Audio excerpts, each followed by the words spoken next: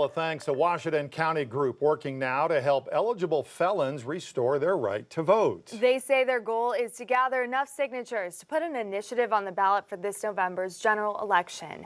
All new at 4, 5 News reporter Jacob Luthi shares why this issue is personal to them.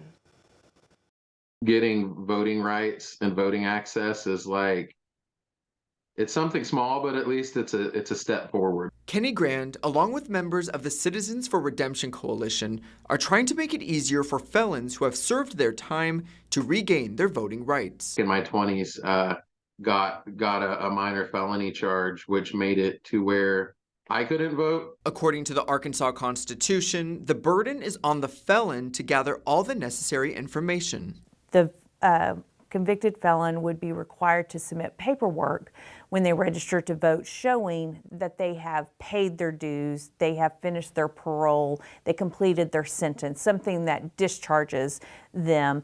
And that's the paperwork then that they would submit to the county clerk's office when they register to vote. The group is hoping to change this by introducing a ballot measure called the Voting Rights Restoration Act in Washington County in time for the November election. The proposed initiative would shift the information gathering process to the county clerk. The person registering to vote would not be required to produce those documents.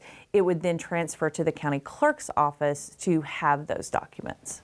Grand says this will help ease the burden of someone looking to regain their voting rights, a process he says is difficult. I kind of told about my story a little bit because the process is so difficult for people who have done their time and gone through the process. They've either got to be able to access a lawyer, be able to go to one of those rights after wrongs clinics or one of those other clinics, or a lot of the time they just can't. According to a press release, the Citizens for Redemption Coalition hopes to gather 10,000 signatures in order to get the measure on the ballot. Washington County Election Director Jennifer Price says the group has until 90 days before the election to complete this process. In Fayetteville, covering news where you live, Jacob Luthi, 5 News.